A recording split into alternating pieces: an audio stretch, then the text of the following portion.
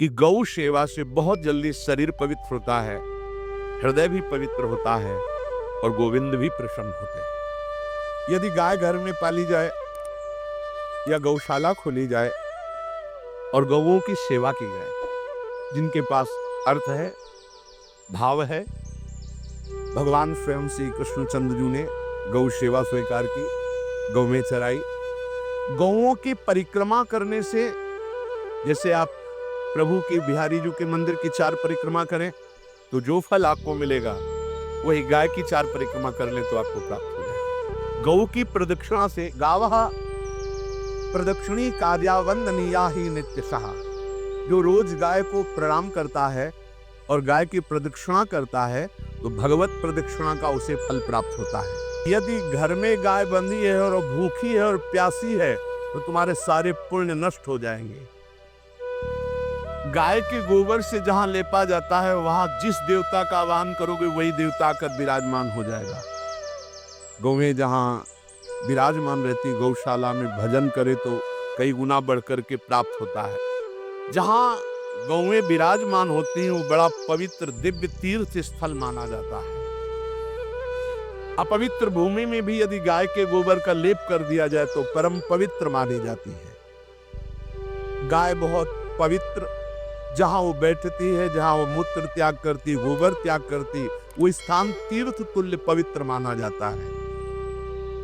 कितना भी बड़ा पापी हो, अगर पंचगव्य पिलाया जाए तो वो वैदिक मंत्रों को स्वीकार करने लायक हो जाता है, पवित्र हो जाता है। पंचगव्य में 5 चीजें गाय की होती है: गाय का मूत्र, गाय का गोबर, गाय का दूध, गाय का दही और गाय का घी। ये 5 मिलाकर पंचगव्य पिलाया गया था। पहली बार जब वैदिक मंत्र दिया गया था तो पंचगव्य बनवाया था गुरुदेव भगवान ने संन्यास, और वो पिलाया था। ये पंचगव्य पिलाने से अपवित्रता का नाश होकर पवित्रता का संचार होता है।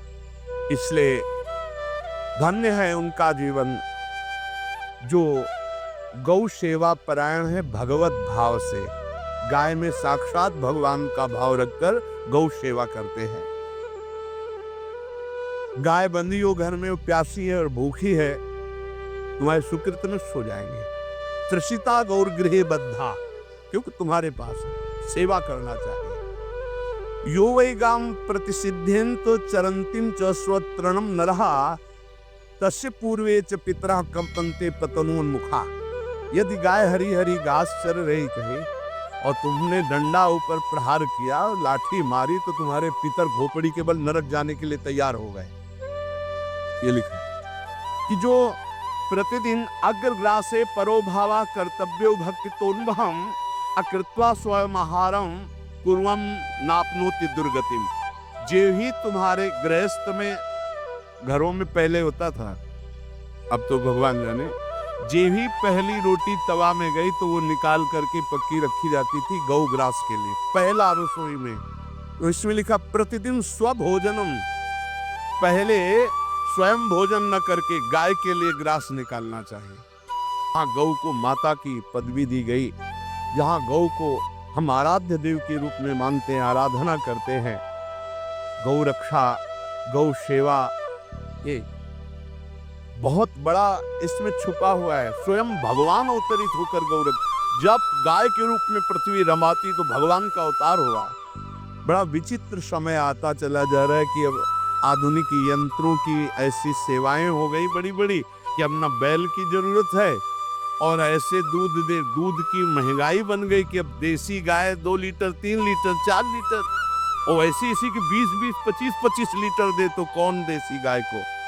गौओं का सेवा का भावना शास्त्र आज्ञा करता है।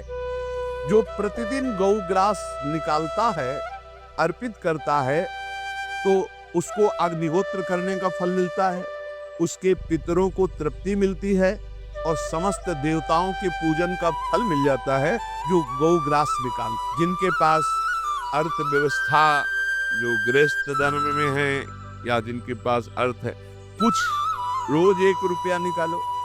हम कह रहे रोज निकालो तो महीने में 30 रुपया होते। 30 रुपया में एक गाय को हरी घास तो एक टाइम पवा ही सकते हो ना। बहुत नहीं है तो 1-1 रुपया निकाल के अगर एक गाय को चारा दोगे तो एक बार का भोजन तो हो ही सकता है। 30 रुपया में हरी घास जाकर के उसकी दवा एक बार तो पवा दोगे ना। अग्रग्रासे परोभावा कर्तव्य भक्तितोन्वहम, भक्ति पूर्वक गाय को 1 ग्रास भोजन में 1 रोटी तो निकालना चाहिए गाय के लिए, ऐसा शास्त्र आज्ञा कहता है। जो ऐसा करता है तो अकृत्वा स्वयमाहारम कुर्वन्नाप्नोति दुर्गतिम, अपने आहार से 1 रोटी निकालकर गाय को देता है और स्वयं 3 रोटी भले पाले 1 रोटी गाय को दे दी तो बोले उसकी दुर्गति नहीं होगी, अर्थात उसके अंदर भाव बढ़ता चला जाएगा, वो भगवान की भक्ति रहेगी। जो सदैव गौ सेवा करता है, उसके दास मच्छर हटाता है, स्नान कराता है, पीठ में हाथ फेरता है, उसके पूर्वज जो पितर होते हैं वो नाच पड़ते हैं, उनका मंगल होना शुरू हो जाता है कि हमारे वंश में गौ सेवक पैदा हुआ, बड़ा भाग्यवान है और वो गौ के द्वारा हमें तार देगा, ऐसा भाव। गौ सेवा हमारे सनातन धर्म में बहुत बड़ा स्थान गौ सेवा का। तो मूर्ख मनुष्य जैसे अब गाय दूध नहीं दे रही, मार डंडे डंडे मार रहे हैं, इंजेक्शन लगा रहे हैं, ऐसे वैसे कर रहे हैं, उसको ताड़ना दे रहे हैं। तो बोले जो मूढ़ बुद्धि मूर्ख मनुष्य यो वही ताड़ते यष्ट्याधेनुम मर्त्यो विमूढ़धि, वो गाय को लाठी से मारता है, डंडे से मारता है, हाथों से मारता है तो धर्मराजस्य नगरेशा याति करवर्जिताहा, धर्मराज जी पहले अपने नरक में ले जा करके उसके कहते थोड़े थोड़े तिल तिल करके पहले इसके हाथ काटो, मरना है नहीं वहां, अब आराम आराम से थोड़े थोड़े पहले हाथ वर्जिता है, इन्हीं हाथों से गाय को मारा था ना, वैसे थोड़ा थोड़ा काटा जाता है उसके हाथ। गौ सेवा का धन सिर्फ गौ सेवा में ही लगना चाहिए। आप गौ सेवक है, दूध पान कीजिए, रोटी खा लीजिए, लेकिन गौ सेवा का अर्थ आप अपने वासनाओं की पूर्ति में, अपने मनोरंजन में या अपने मन के संकल्प भावना में नहीं पूरी कर सकते।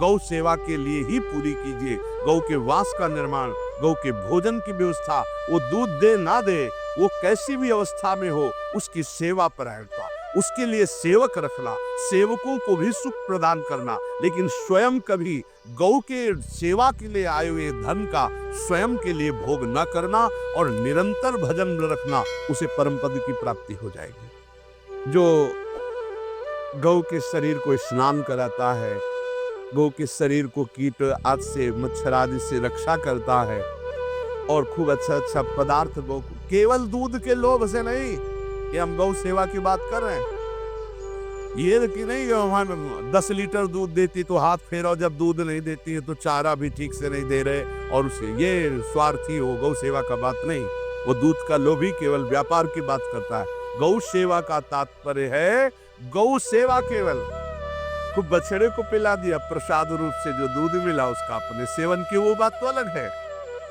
अब बछड़े को तो जरा सा केवल पिन्हाने के लिए कर दिया और खूब सारा दूध लीटर में नाप करके जा रहा है, और उस समय तक तो खवाओ पियाओगे ही खूब अच्छे से, इसके बाद जब दूध देना बंद किया तो उसका आदर सत्कार खत्म, खोल के बाहर ऐसे वो प्लास्टिक खाते घूम रही है, तो ये गौ सेवा नहीं मानी जाएगी, वो स्वार्थ पूर्ति मानी जाएगी।